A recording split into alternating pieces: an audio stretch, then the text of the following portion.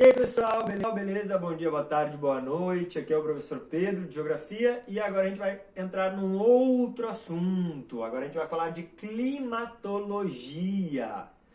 Até agora a gente estava olhando para baixo e a partir de agora a gente vai olhar para cima. Na verdade vai olhar para frente e para cima. Por quê?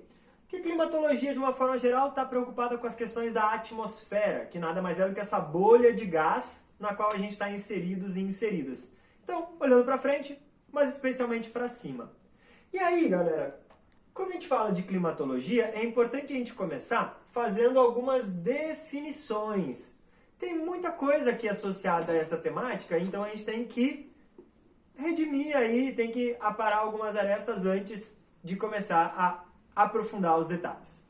E aí, o primeiro detalhe importante, quando a gente fala de questões atmosféricas, é a gente ter em mente o que é o tempo atmosférico agora. Não é mais o tempo cronológico, agora é o tempo atmosférico. E aí, galera, quando a gente fala de tempo atmosférico, a gente está falando de condições momentâneas da atmosfera. É aquela característica que eu estou vendo agora, nesse momento. De manhã cedo, tá, por exemplo, nublado, sai com guarda-chuva de casa, cai uma chuvinha, mas final da tarde já não está mais chovendo, já tem um solaço, e aí teve que ficar carregando guarda-chuva para lá e para cá o dia todo. Ou pior, ao contrário, saiu de casa de manhã cedo, tá um solaço, no final da tarde cai aquele temporal, chega em casa encharcado ou encharcada. Por quê? Porque é uma condição momentânea da atmosfera. E se é uma condição momentânea, significa que muda rapidamente. De manhã tá uma coisa, de tarde tá outra, de noite já virou uma terceira coisa diferente. Tá sempre mudando. Se tá sempre mudando, a gente pode fazer uma analogia aqui com o humor da atmosfera. Então a gente pode dizer que a atmosfera ela tem variações de humor. Uma hora tá ensolarado, tá de bom humor, outra hora tá cheio de nuvem, tá de mau humor. Mas muda de uma hora para outra. Por outro lado, a gente tem uma outra perspectiva de análise, que é o que a gente chama de clima. Quando a gente pensa no clima, propriamente dito, a gente vai ter variações de longo prazo. Até pouco tempo atrás a gente falava que não mudava. Só que hoje em dia se fala tanto de mudança climática e de fato a gente percebe que tem coisas que mudam sim, que aí eu até trago para vocês que muda, que tem uma variação. Mas é uma variação sempre de longo prazo. Não é uma coisa que de manhã está de um jeito e de tarde está do outro. Não. As características climáticas de um lugar são aquelas, com pequeníssimas variações ao longo de muitos anos. Mas essencialmente é aquilo, a gente sabe o que esperar. Aí a gente sabe o que esperar por quê? Porque a gente está observando a atmosfera ao longo de muitos anos. Então, a gente, ao longo de muitos anos, está olhando para o tempo atmosférico e está medindo temperatura, está medindo pressão, quantidade de vento, quantidade de umidade, quantidade de chuva. E aí, ao longo de 20, 30 anos, a gente vai pegando esses dados e faz uma média desses dados do tempo atmosférico. Com a média dos dados do tempo atmosférico, a gente consegue definir o clima de um determinado lugar, de uma determinada região. Portanto, o clima ele é a média das condições momentâneas. Por isso a ideia do longo prazo. Se eu posso fazer um paralelo aqui com o humor, por outro lado aqui eu faço uma analogia com a personalidade. Tem pessoas que estão sempre de bom humor, então eu posso dizer que aquela pessoa tem uma personalidade positiva. Tem pessoas que estão, sempre não, mas que estão quase sempre de mau humor. Então eu posso dizer que aquela pessoa tem uma personalidade mais reativa, digamos assim, mais fechada, mais ensimesmada. Beleza? Então aqui a gente tem uma distinção importante, tá? Eu observo todos os dias, faço a média e determino o clima de algum lugar. Por exemplo, se a gente for pensar aí na nossa região no Bico do Papagaio, a gente vai perceber que em julho tem muito pouca chance de chover. Pode chover em julho? Pode, mas vai ser uma chuva pontual, vai ser uma chuva relativamente pequena. Porque, na média, em julho não chove. O nosso inverno no Bico do Papagaio é seco. Por outro lado, a gente pode afirmar que em janeiro chove bastante. Pode ter algum dia em janeiro que está seco, que está com o solaço estralando no céu? Pode, mas o mais normal é que chova bastante em janeiro. Certo? Então uma coisa é o pontual, outra coisa é a média. O pontual é o tempo atmosférico, a média é o clima. O que une essas duas coisas? Ambas estão associadas a condições e variações dentro da atmosfera, que é essa bolha de gás que envolve o planeta. Então, tudo isso está acontecendo na atmosfera. São coisas que estão associadas à atmosfera, com perspectivas distintas, mas que está lá, olhando para cima ou olhando para frente nessa bolha de gás. E aí, pessoal, aqui, a gente todo dia de manhã vai olhar a televisão, o rádio, a internet e vai procurar a previsão do tempo. Se a gente está fazendo previsão para saber o que vai acontecer naquele dia, a gente está falando de tempo atmosférico. Por outro lado, se eu quero saber se numa determinada região do planeta, Bico do Papagaio, por exemplo, em janeiro ou em julho, chove mais ou chove menos, é seco ou é úmido, aí a gente vai ter aqui o climograma, que vai ser um tipo de gráfico que eu vou falar para vocês mais para frente. A gente vai ter o climograma que vai nos mostrar isso. Eu estou falando de clima. E por que essa distinção é importante? Porque muita gente volta e meia fala, porque antes estava chovendo e agora está sol, teve uma mudança do clima. Não! Se antes estava chovendo e agora está sol, teve uma mudança do tempo. Clima, mudança climática, aquecimento global, é outra coisa que a gente vai falar mais pra frente com mais calma também, tá? Então, previsão do tempo. O clima não faz sentido prever. Eu posso afirmar com relativa certeza para vocês que este ano, no mês de julho, praticamente não choveu no Bico do Papagaio. No ano seguinte, eu posso afirmar para vocês com relativa certeza que o mês de janeiro vai ser chuvoso no Bico do Papagaio. E eu também posso afirmar que lá em 2025, o mês de julho vai ser seco no Bico do Papagaio e o mês de janeiro vai ser chuvoso no Bico do Papagaio. É muito fácil fazer uma previsão do clima, porque basicamente não muda. Previsão do tempo é outra história. Muita variação, tá? Então, galera, aqui, a gente quando faz essa análise dessas diferenças, a gente tem que levar coisas distintas em consideração. Então, quando a gente fala de clima, e tempo atmosférico também, a gente tem que pensar na interação entre os fatores e os elementos que estão associados e que estão influenciando as condições da atmosfera. E aí, por um lado, a gente pode falar de fatores e, por outro lado, a gente pode falar de elementos. Quando eu falo de fatores, eu estou falando de condições permanentes. Quando eu falo de elementos, eu estou falando de características variáveis. Pensa agora com base no que eu acabei de falar. Se é permanente, é clima ou é tempo? Se é variável, é clima ou é tempo? Se é permanente, eu posso fazer uma analogia com as causas. Se é permanente, eu estou falando de clima. Por que que no Bico do Papagaio a gente tem julho seco e janeiro chuvoso? Condição permanente, mais constante, causa, clima. Por outro lado, se é variável, eu posso fazer uma analogia com as consequências. Por conta da interação das massas de ar, a gente vai saber que julho vai ser seco e janeiro vai ser chuvoso. Mas, naquele momento ali, teve uma variação da quantidade de vento, a umidade que era para chegar não chegou. Então, naquele momento, apesar de estar numa época chuvosa, ficou um dia ensolarado. Ou ao contrário, era para ser um momento seco, mas como soprou um vento mais forte, levou mais umidade e choveu. Beleza? Então, elementos associados ao tempo atmosférico, varia de uma hora para outra. Fatores associados ao clima são coisas mais constantes e permanentes.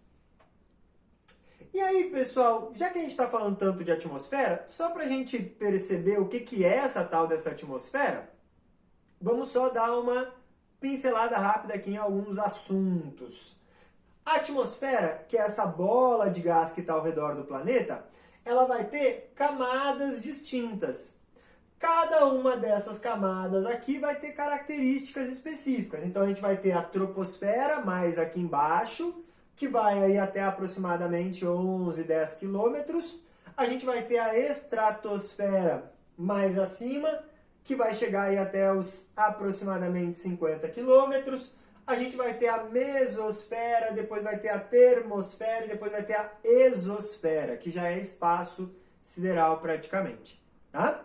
E aí cada uma dessas camadas vai ter as suas características específicas. Percebam a variação da temperatura, por exemplo. Aqui na troposfera, quanto mais alto, mais frio. Na estratosfera, quanto mais alto, mais quente. Depois na mesosfera vai esfriar de novo. E depois vai esquentando conforme a incidência solar. Pegou sol, esquenta. Se não pega sol, fica muito frio. Congela. Tá? Agora, para nós, o que interessa? Para nós interessa essencialmente a troposfera. Mas também interessa um pouquinho da estratosfera. Mas é essencialmente a troposfera. É aqui na troposfera e um pouquinho na estratosfera que as coisas acontecem. Depois, mais para cima, é constante. Não muda muita coisa. Então não interessa muito. Se é aqui embaixo que a coisa acontece, vamos lá para as características. Troposfera. A troposfera, ela tem muitas variações e é aqui que a coisa acontece essencialmente porque a maior parte da massa dos gases da atmosfera está aqui. 75% da massa dos gases está aqui na troposfera. Por quê? Eles estão aqui embaixo porque a gravidade está puxando eles. Então eles ficam por aqui mesmo. Muito vapor d'água. Então essa coisa de chover e não chover, que está vinculado ao vapor d'água, é aqui. Variações climáticas e meteorológicas, portanto, são aqui. Diferentes tipos de clima em diferentes partes do planeta. E mesmo com diferentes climas, uma hora está sol, uma hora está chovendo. Mas é aqui na troposfera que isso está variando. Se a gente vai um pouquinho mais para cima, e aí nos interessa também um pouquinho por conta disso, lá na estratosfera tem um pouquinho de vapor d'água e tem massa da atmosfera também. Bem menos, mas tem um bocadinho, um pouquinho. Por que nos interessa mais aqui também a estratosfera? Porque é na estratosfera que a gente vai ter a camada de ozônio, que a gente vai olhar com mais detalhe mais para frente também. Mas o ozônio, que é um gás O3, ele está nessa parte aqui. E o ozônio ele se forma justamente da interação entre o oxigênio, o O2, com os raios ultravioleta. E por isso que é muito importante para a gente. Os raios ultravioletas são prejudiciais para as nossas células, para o nosso DNA. E o ozônio ele vai interagir com o ultravioleta, vai absorver o ultravioleta e vai nos proteger aqui embaixo, portanto. Daí a importância dessa camada, daí a importância para a gente cotidianamente da estratosfera. Tá? Agora, vamos começar a entender um pouquinho melhor algumas coisas aí para a gente determinar climas no planeta. E aí, para isso a gente tem que olhar o que a gente chama de fatores do clima. Quando a gente fala em fatores do clima, a gente está falando de características que são relativamente permanentes e que vão ser as causas. Por que um lugar tem um clima úmido e por que um lugar tem um clima seco? Depende de uma combinação de fatores. Fatores do clima. Os principais fatores do clima são latitude, altitude misturado aí com relevo, né? Porque a variação de altitude está associada ao relevo. Circulação atmosférica, então o ar circulando pela atmosfera vinculado a massas de ar. Continentalidade e maritimidade, que são duas coisas que andam juntas. E as correntes marinhas. Principais. Tem também vegetação que a gente vai falar mais para o final. Mas aqui a gente tem as principais características. Ok? Vamos ver como que elas atuam. Latitude, pessoal. Olha aqui. questão de temperatura da atmosfera. Lembra, a latitude está associada à distância com relação à linha do Equador. Quando a gente olha essa imagem, a gente percebe que nessa parte mais central, ou seja, mais perto do Equador, as temperaturas estão mais altas. Quando a gente olha para distâncias maiores com relação à linha do Equador, a gente percebe que as temperaturas estão menores. Lá nos polos, então, temperaturas menores.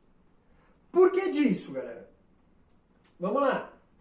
Quanto maior a latitude, menor é a temperatura. Equador, 0 grau de latitude, temperatura mais alta. Polos, 90 graus de latitude, temperaturas mais baixas. Vamos lá, anota aí. Equador, meio do planeta, maior insolação ao longo do ano. Se recebe mais energia solar ao longo do ano, consequentemente a temperatura se eleva. Por outro lado, a gente tem os polos. Pouquíssima energia solar vai chegar até os polos. Se chega pouca energia solar, a temperatura, consequentemente, cai. Galera, essa diferença ela está associada, primeiro, àquele movimento de translação que a gente já falou anteriormente. Então, os polos eles vão pegar um pouco de luz solar durante só metade do ano, um pouco menos até. A outra metade não recebe. Portanto, claro que vai ficar frio. O Equador não. O Equador está pegando sol ao longo do ano todo. Então, ele vai esquentar mais. Mas, além disso, não é só pegar a luz do sol. É o jeito que essa luz do sol chega até o lugar. Quando a gente para olhar aqui, ó, região A, mais perto do polo, região C, mais perto do Equador e o B intermediário, percebam que a gente tem uma inclinação, ó, da superfície. Se a gente tem uma inclinação da superfície, percebam que a luz que chega até essa região, ela se dilui. Façam um experimento com a lanterna na casa de vocês. Vocês vão ver que se a gente deixa a lanterna mais direcionada, a quantidade de luz é mais direta. A quantidade de luz mais direta recebe mais energia, a temperatura sobe. Se a gente bota a lanterna mais inclinada, a quantidade de luz, ó, ela se dilui. É a mesma energia para uma área maior. Então, ao se diluir a energia, a temperatura diminui. Beleza? Então, quanto maior a latitude perto do Equador, perto dos polos, maior a latitude perto dos polos, menor a temperatura. Quanto mais perto do Equador, menor latitude, maior a temperatura. Altitude. Não confundam. Latitude é uma coisa, altitude é outra bem diferente. Altitude é a altura. A altitude está associada ao relevo. Observem aqui essa imagem. Mais aqui para baixo, tem cara de estar mais quente, né? Lá para cima, neve, gelo, frio. Vamos lá. Galera, quanto maior a altitude, menor é a temperatura. Quanto mais alto, menor é a temperatura. Quanto mais longe do nível do mar, menor é a temperatura. Vamos pegar aqui o caso do estado de São Paulo, que é muito perceptível. Santos, São Paulo e Campos do Jordão são 3 cidades que estão basicamente na mesma latitude.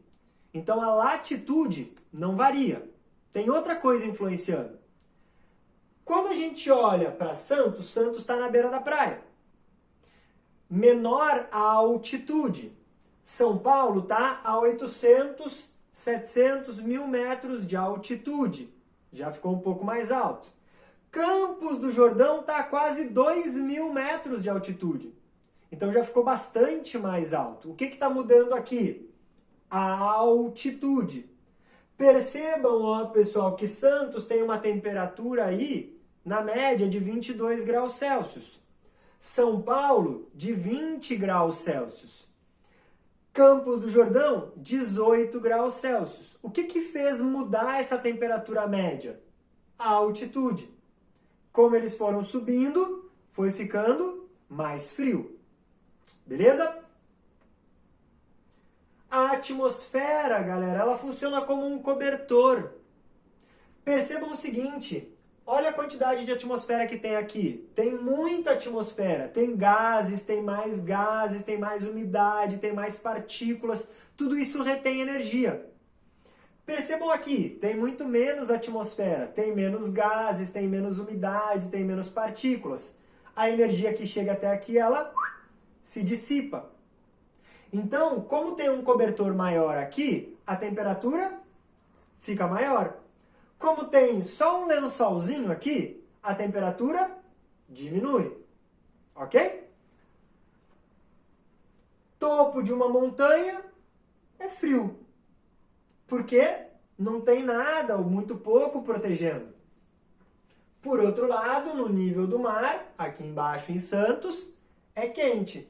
Porque tem uma baita proteção para reter essa energia. Ok? Circulação atmosférica, pessoal. Percebam o seguinte, o ar na atmosfera está sempre circulando. A atmosfera está sempre em movimento. Aqui, galera, a gente tem algumas regiões importantes. A gente tem aqui na linha do Equador uma região de baixa pressão atmosférica. A gente tem aqui próximo dos trópicos regiões de alta pressão atmosférica. A gente vai aprofundar isso com detalhes mais para frente. Só que isso gera um movimento, porque a atmosfera tende a entrar em equilíbrio. Se aqui tem alta pressão e aqui tem baixa, alta pressão tem muito ar, baixa pressão tem pouco ar. O ar em excesso daqui, entre aspas, tá, galera? O ar em excesso daqui tende a vir para cá. Esse ar para vir para cá gera vento, gera movimento. A gente tem bolhas no planeta, bolhas de alta pressão e bolhas de baixa pressão. Isso vai gerando um movimento. Esse movimento, pessoal, em direção à linha do Equador, é o que a gente chama de zona de convergência intertropical, circulação atmosférica global. Os ventos eles sopram da região dos trópicos para a região do Equador. Quando esses ventos sopram para a região do Equador, percebam aqui, esses ventos eles se chocam. Eles, quando se chocam, sobem. Quando eles se chocam e sobem, eles carregam a umidade. Temperatura mais baixa lá em cima, a umidade condensa e chove. Então a região aqui do Equador, ela vai ser uma região mais chuvosa. Por quê? Porque ela é mais quente. Se ela é mais quente, ela tem menor pressão atmosférica. Então o vento vai soprar para lá, carregando a umidade para lá. Essa umidade chega, sobe, condensa e chove. Então, região equatorial, por conta da circulação, é mais úmida. Região tropical, esse vento que se chocou no Equador, ele volta por cima da atmosfera e desce nos trópicos. Quando ele desce nos trópicos, ele desce seco, porque a chuva ficou no Equador. Sacaram? Olha essa imagem aqui. Estão vendo que forma uma circulação aqui, ó, uma célula de circulação? Um movimento constante? Vem para o Equador, chove no Equador, volta seco por cima, desce nos trópicos. Os trópicos ficam secos, desértico. Por quê? Porque a umidade não chega até aqui. A mesma coisa acontece aqui também, ó. Essa região aqui, ela vai ser uma região mais seca. Por outro lado, essa região aqui vai ser uma região mais chuvosa. E a região polar também é bastante seca. Então percebam que existe um movimento atmosférico que faz com que algumas áreas sejam chuvosas e faz com que algumas áreas sejam secas. Olha esse movimento acontecendo na prática. Aqui a gente tem uma imagem bastante usada para meteorologia, para saber a previsão do tempo. Percebam aqui, ó, essa região mais seca e essa região mais chuvosa. Por quê? Porque o ar está trazendo a umidade para cá. Então vai chover mais ali na região norte do Brasil, na região amazônica, na região equatorial. E aí a gente tem a formação das massas de ar. Eu vou voltar nesse assunto depois, mas para vocês olharem, massas de ar que atuam no território brasileiro. 5. Equatorial continental, equatorial atlântica, tropical atlântica, tropical continental, massa polar atlântica, principalmente no inverno. O que a gente tem que lembrar? os tipos de massa de ar. As características da massa de ar dependem do local de formação da massa de ar. Então, as massas de ar elas carregam as características do seu lugar de origem. E aí é que está a parte mais importante, porque o nome é autoexplicativo. Massas oceânicas. Se formou em cima do oceano, vai ter muita umidade. Massas oceânicas são massas úmidas. Vão sair espalhando essa umidade para lá e para cá pelo planeta. Massas continentais. No continente não tem muita fonte de água, então ela é seca. Quando essa massa vai se movimentando para lá e para cá, vai gerar seca.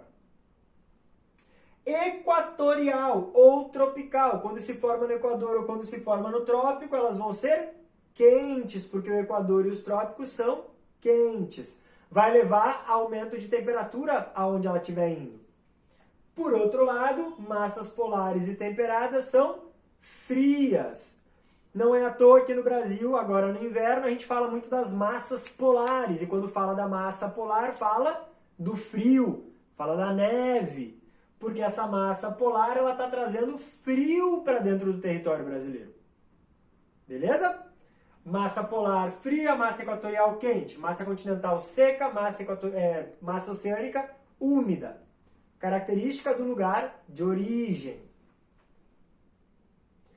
Correntes marinhas. O mar também influencia no clima. O oceano também influencia. Percebam que a gente tem algumas correntes que estão em azul. São correntes frias. Percebam que a gente tem algumas correntes que estão em vermelho. São correntes quentes. Isso vai gerar influência também. Assim como a atmosfera tem circulação, o mar também tem circulação. As características da corrente marinha influenciam nas características da atmosfera. O oceano e a atmosfera estão em contato, eles estão trocando energia entre eles. Então, o oceano vai gerar influência na atmosfera por conta disso. Percebam o seguinte: corrente fria, corrente de Benguela, lá no litoral africano. Qual é o resultado? Deserto do Kalahari. Por que isso, galera? Vamos pensar juntos e juntas aqui. Correntes quentes, se o oceano está mais quente, a água evapora mais. Se a água evapora mais, consequentemente tem mais umidade na atmosfera. Se tem mais umidade na atmosfera, essa umidade, hora ou outra, vai cair no formato de chuva. Então, corrente quente vai gerar clima chuvoso. Por outro lado, corrente fria, ar seco. Se o oceano está frio, evapora pouco. Se evapora pouco, não tem muita a umidade na atmosfera. Se não tem umidade na atmosfera, não vai gerar chuva. Além disso, pessoal, tem que pensar que se o oceano está frio, na medida em que a atmosfera entra em contato com o oceano, a atmosfera também vai resfriar. Se a atmosfera resfria, a umidade condensa e chove. Então, nesses casos aqui, além de o oceano gerar pouca umidade, a pouca umidade que tem aqui condensa e chove, mas aí a chuva fica no oceano. Se chove no oceano, não chega quase nada no continente. Se não chega quase nada no continente, o continente fica desértico. Ok? Além disso, maritimidade e continentalidade. Duas coisas que dialogam entre si, tá? Olha essa imagem. Perto aqui do oceano tem mais vegetação, estão vendo? Longe do oceano tem menos vegetação. Por que será? Os oceanos são a grande fonte de umidade do planeta. Se o oceano é a grande fonte de umidade do planeta, consequentemente, maritimidade. Estou perto do mar, eu estou perto da fonte de umidade. O ar fica mais úmido, chove mais, tem mais vegetação. O oposto disso, continentalidade. Está lá no interior do continente. Se eu estou longe do oceano, eu estou longe da fonte de água. Se eu estou longe da fonte de água, é mais seco. Só que tem uma outra coisa que varia de acordo com isso também. já é uma decorrência. Olha essa imagem aqui. 3 cidades relativamente próximas uma da outra. O que está mudando de Amiens para Praga e para Kiev? Percebam que está mais longe do oceano. Então, Amiens tem mais maritimidade, Kiev, continentalidade. Amiens é mais úmido, Kiev é mais seco. Olha o seguinte, em janeiro, Amiens está mais quente, Kiev está mais frio. Julho, lembrando que na Europa é o contrário, né? Janeiro para eles é inverno, julho para eles é verão. Então, voltando, em janeiro, no inverno europeu, Amiens está um pouquinho mais quente, Kiev está bem mais frio. Julho, verão lá na Europa. Amiens não está tão quente, 18 graus Celsius. Kiev está mais quente, 21 graus Celsius. Percebam o seguinte, em Kiev, ao longo do inverno para o verão, ao longo do ano, variou mais, de menos 6 para 21. Amiens, de 3 para 18, variou menos. Por quê, galera? Ar úmido gera pouca amplitude térmica. Ar úmido gera pouca variação de temperatura.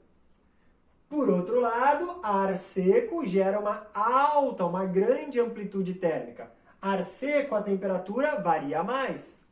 Por quê? Aula de física, galera. A água, a umidade, tem um alto calor específico. Em outras palavras, a água, ela retém energia. A água, ela demora para esquentar, mas ela demora para esfriar. Se é seco, tem pouca água, é como se a atmosfera tivesse desprotegida.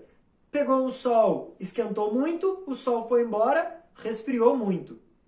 A água, de certa forma, funciona como uma proteção. Então, aonde tem água, demora para esquentar, por isso que não esquenta tanto, mas demora para esfriar, por isso que não esfria tanto.